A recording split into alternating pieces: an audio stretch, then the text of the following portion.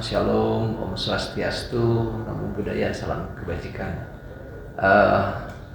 Tentunya yang saya hormati ada komisaris yang baru.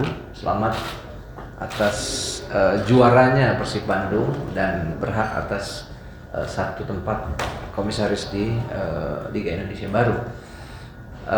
Kemudian juga terpilih Bapak Sadikin Aksa ya sebagai direksi di perseroan. Hari ini memang ada beberapa agenda yang dapat kita sepakati.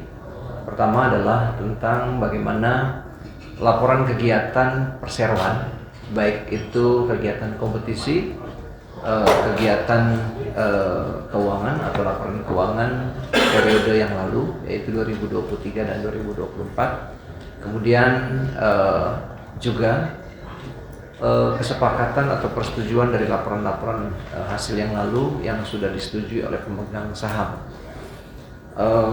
Secara kualitatif memang ada beberapa poin yang saling berganti. Salah satunya adalah ada 3 klub yang degradasi, kemudian secara kepemilikan saham akan berganti dan sudah berganti dengan klub yang baru yang promosi. Yang degradasi adalah Bayangkara FC, kemudian Persikabo, dan satu lagi adalah Rans United. Digantikan oleh klub yang baru. Pertama Biak, PSBS Biak, kemudian yang kedua Semen Padang, dan yang terakhir adalah Malut United. Di dalam rapat umum pemegang saham tadi juga disepakati dan disetujui semua laporan korporasi yang ada di tahun buku tahun kegiatan di 2023 dan 2024. Kemudian untuk proyeksi atau kegiatan korporasi musim kompetisi, kemudian bisnis di termasuk juga semua runutan, terlebih lagi tentang organisasi yang baru di susunan pengurus PT Liga Indonesia baru di musim yang akan datang. Itu terpilih direktur utama saya sendiri, kemudian ada 2 direksi, ada 2 direktur, yaitu Bapak Asep Saputra, satu lagi adalah Bapak Sadikin Aksa. Kemudian komisaris utama tetap Pak Zainuddin Amali, kemudian komisaris independen Bapak Muhammad Lutfi, ya, dan 1 slot komisaris diduduki oleh juara musim ini, yaitu dari Persib Bandung Bapak Teddy Cahyono. Proyeksi yang menjadi catatan khusus di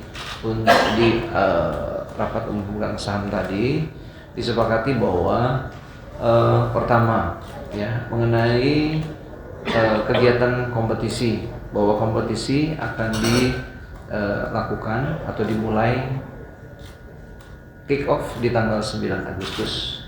Ada beberapa catatan kaitannya dengan kompetisi mengenai regulasi pemain. Regulasi pemain berdasarkan regulasi yang sudah ditetapkan, pemain asing adalah 8 pemain asing bebas, baik itu Asia atau non Asia. 8-8-nya ada di DSP. Kemudian 6 pemain yang bisa bermain itu juga bebas, boleh Asia semua, boleh non Asia semua, sehingga nantinya di bench itu akan menjadi 23 pemain ya. Kemudian pemain asing tadi itu asing berganti asing. Contohnya misalnya 8 pemain asing yang ada di DSP, 6 main, kemudian ada slot 2 pemain asing yang bisa berganti asing dengan asing. Asingnya lagi-lagi bebas. Yang kedua, regulasi yang juga sudah ditetapkan untuk pemain under 22 kelahiran 1 Januari 2003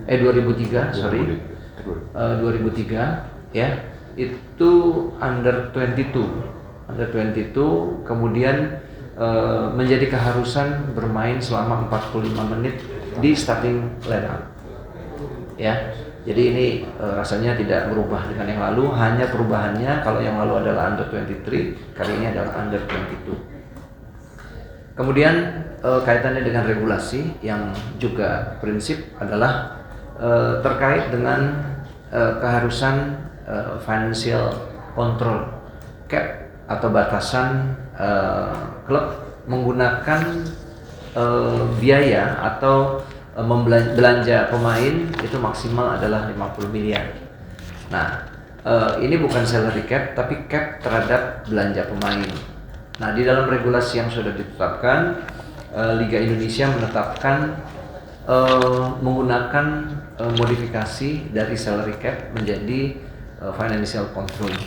Kemudian Liga menetapkan dan membentuk yang namanya financial control body untuk memastikan bahwa aspek finansial betul-betul bisa terrefleksi dari financial control body, financial control tadi.